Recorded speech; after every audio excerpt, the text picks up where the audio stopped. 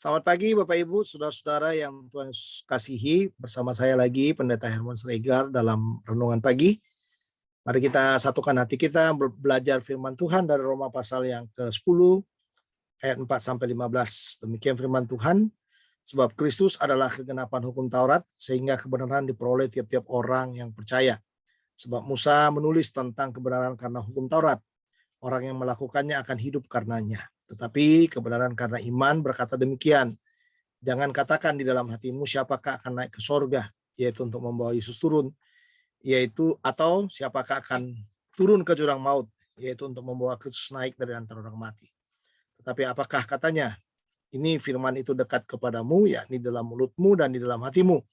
Itulah firman iman yang kami beritakan. Sebab jika kamu mengaku dengan mulutmu bahwa Yesus adalah Tuhan dan percaya dalam hatimu bahwa Allah telah membangkitkan dia dari antara orang mati, maka kamu akan diselamatkan. Karena dengan hati orang percaya dan dibenarkan, dan dengan mulut orang mengaku dan diselamatkan. Karena kitab suci berkata, barang siapa yang percaya kepada dia tidak akan dipermalukan.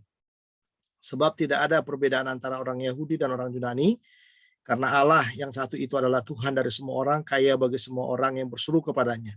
Sebab barang siapa yang berseru kepada nama Tuhan akan diselamatkan. Tetapi bagaimana mereka dapat berseru kepadanya jika mereka tidak percaya kepada dia? Bagaimana mereka dapat percaya kepada dia jika mereka tidak mendengar tentang dia? Bagaimana mereka mendengar tentang dia jika tidak ada yang memberitakannya?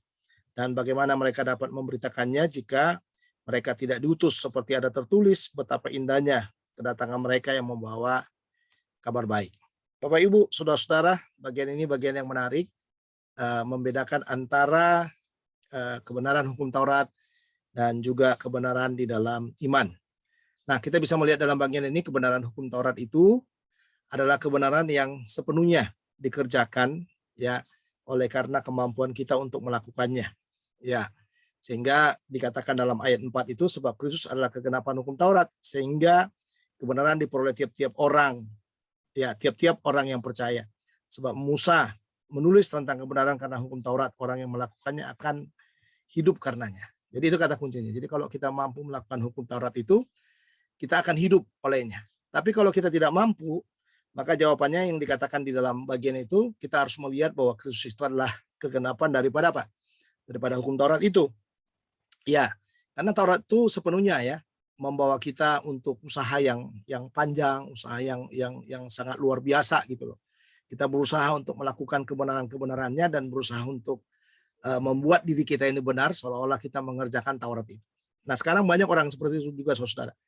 Kita udah tahu bahwa kebenaran itu karena iman, tapi kadang-kadang kita seperti kembali lagi kepada Taurat itu, mengerjakan ritual-ritual keyakinan iman itu dengan usaha-usaha dan kemampuan-kemampuan pribadi kita. Padahal sebenarnya kita itu hanya cukup mengikuti apa yang dikehendaki Roh itu kepada kita untuk mengerjakan kebenaran itu. Jadi dalam arti gini, jangan ada orang yang berusaha seolah-olah dia berkapasitas yang luar biasa untuk mengerjakan kebenaran daripada firman itu. Kebenaran firman itu Roh Kudus yang mengerjakan dalam hati kita.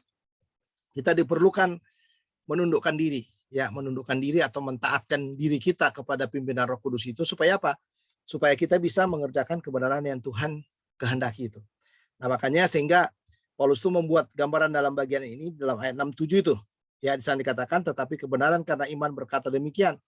Jangan katakan dalam hatimu siapakah akan naik ke sorga, yaitu untuk membawa Yesus turun, atau siapakah akan turun ke jurang maut, yaitu untuk membawa Kristus naik dari antara orang mati. Nggak ada usaha kita di sana.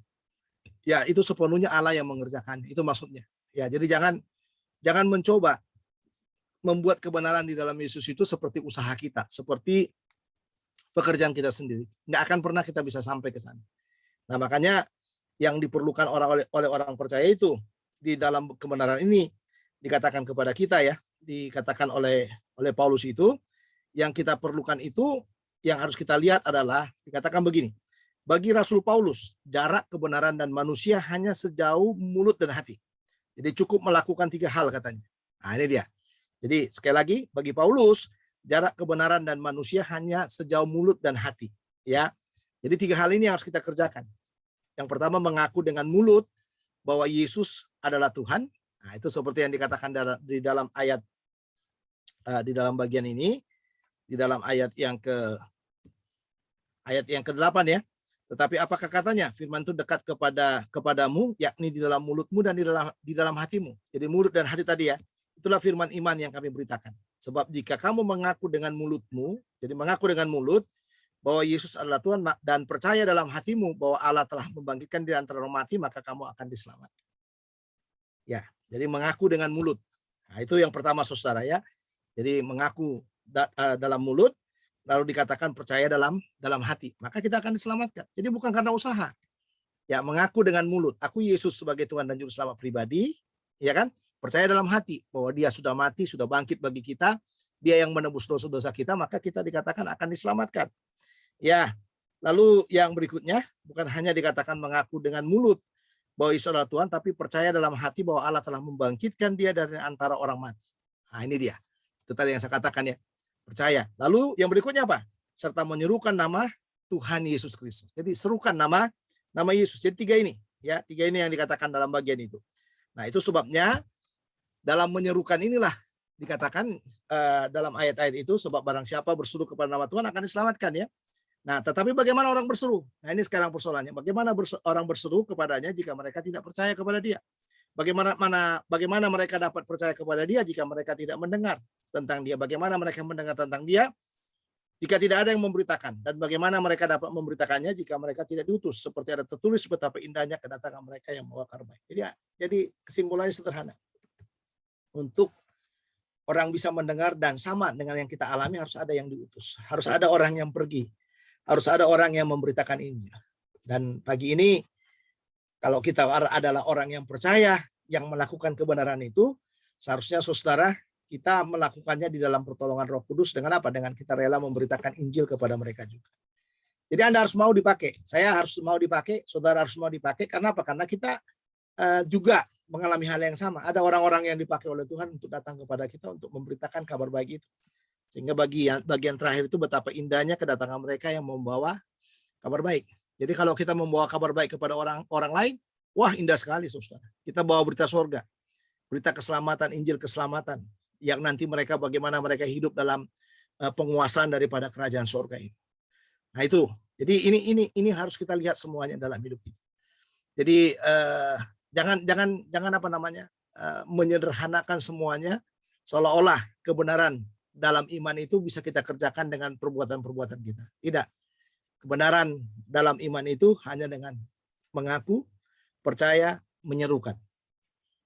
Mengaku, percaya, menyerukan. Mengaku dengan mulut, percaya dalam hati, menyerukan dengan pergi memberitakan kabar baik itu.